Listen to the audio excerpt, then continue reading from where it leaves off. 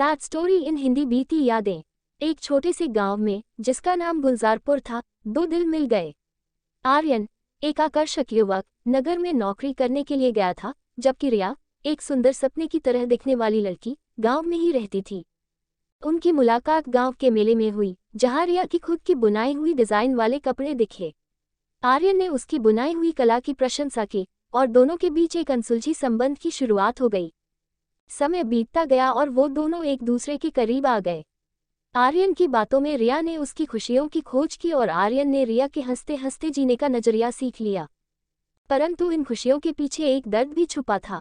आर्यन का पहला प्यार उसके दिल में एक अनमोल याद के रूप में बसा था, और रिया के दिल में भी कुछ खोए हुए सपने थे, जिन्होंने उसके दिल को तोड़ दिया था।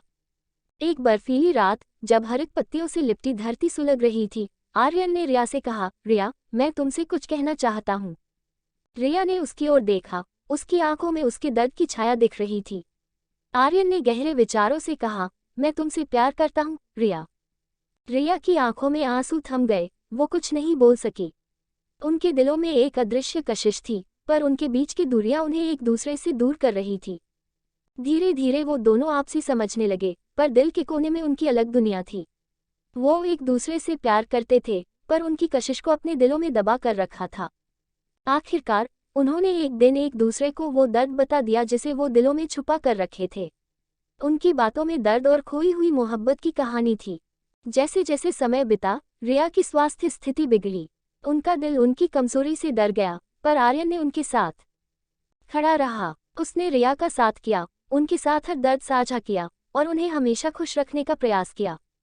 जब धीरे धीरे रिया की स्थिति बिगड़ने लगी, तो उनका साथ देने वाला आर्यन ही उनका सहारा बन गया। वे मिलकर एक आखिरी बार अपनी मोहब्बत को जीने की कोशिश करने लगे। एक बार रिया ने आर्यन से कहा, आर्यन, मैं जानती हूँ कि मेरा समय कम हो गया है, पर मैं चाहती हूँ कि तुम मेरी यादों में हमेशा रहो। आर्यन ने उसके हाथ में अपने हाथ डाले और कहा, मैं वादा करता हूँ, रिया, मैं तुम्हारी मोहब्बत को कभी भूलने नहीं दूंगा। समय बीतता गया और रिया की स्थिति दिन प्रतिदिन बिगड़ती गई।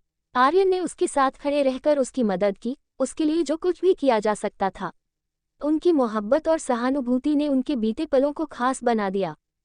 एक ठंडी सी सुबह, जब बर्फ गांव को एक सफेद आवरण में लपेट रही थी, रिया ने आर्यन के आंगन में बैठकर कहा, आर्यन, आखिरी मौका है मुझे जाने का, पर मेरी मोहब्बत तुम्हारे दिल में हमेशा रहेगी। आर्यन ने उसके हाथों को अपने हाथों में लिया और कहा, तुम्हारी यादें मेरे दिल में हमेशा बसी रहेंगी, रिया। मैं तुम्हें कभी भूलने नहीं दूंगा। और उसी समय रिया की आंखें ढीली पड़ गईं और उनकी आत्मा शांति से भर गई।